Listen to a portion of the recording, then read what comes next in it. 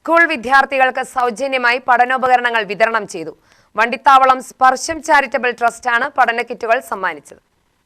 Chittur പന്നിപ്പെരുന്തല CALP സ്കൂളിലെ വിദ്യാർത്ഥികൾക്കാണ് back school എന്ന പേരിൽ പഠനോപകരണങ്ങൾ വിതരണം ചെയ്തത്. Panchayat standing committee chairman M. Sasikumar ഉദ്ഘാടനം നിർവഹിച്ചു.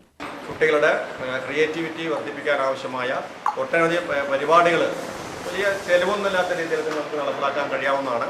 അത്തരം പരിപാടികൾ കൂടി സ്പർശം ചാരിറ്റബിൾ ട്രസ്റ്റ് ഏറ്റെടുക്കണമെന്നാണ് ഈ അവസരത്തിൽ പറയാനുള്ളത്. അതിന് കൂട്ടായ പ്രവർത്തനത്തിലൂടെ നമുക്കത് മുന്നോട്ട് പോകാം. അങ്ങനെ ചിറ്റൂർ ഉപജില്ല മറ്റ് ഉപജില്ലകൾക്കെല്ലാം മാതൃകയാകാവുന്ന തരത്തിലുള്ള ഒരു പ്രവർത്തനം ഈ സ്പർശം ചാരിറ്റബിൾ ട്രസ്റ്റോടൊപ്പം നമുക്ക് നടത്തിക്കൊണ്ടുപോകണം എന്നൊരു അഭ്യർത്ഥനയാണുള്ളത്. അതുപോലെ തന്നെ നിങ്ങൾ എംമാഷ് നമ്മൾ ഇങ്ങനെ പറഞ്ഞു നമ്മളോട് വന്നപ്പോൾ നമുക്ക് വിദ്യാലയത്തിൽ കമ്പ്യൂട്ടറുമായി ബന്ധപ്പെട്ട കാര്യങ്ങളിൽ ഷോർട്ടേജൊക്കെ ഉണ്ടെന്നാണ് പറഞ്ഞത്. എന്തായാലും നേരത്തെ 3-4 കമ്പ്യൂട്ടറൊക്കെ നിലവിലുണ്ടായിരുന്നു. അപ്പോൾ നോക്കാം, നമുക്കൊരു MLAക്ക് ഒരു റിക്വസ്റ്റ് കൊടുക്കാൻ പറഞ്ഞിട്ടുണ്ട്.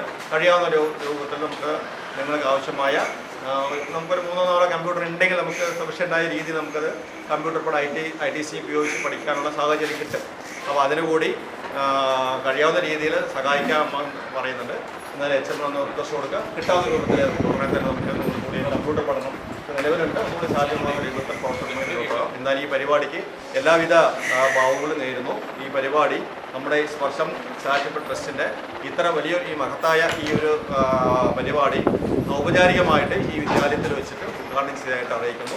ഇതിൻ്റെ പ്രവർത്തനങ്ങൾ നമുക്കത് വളരെ നല്ല രീതിയിൽ നമുക്കത് മുന്നോട്ട് കൊണ്ടുപോകാൻ ട്രസ്റ്റിന് കഴിയട്ടെ എന്ന് അനുമോദിക്കുകയും ചെയ്യുന്നു.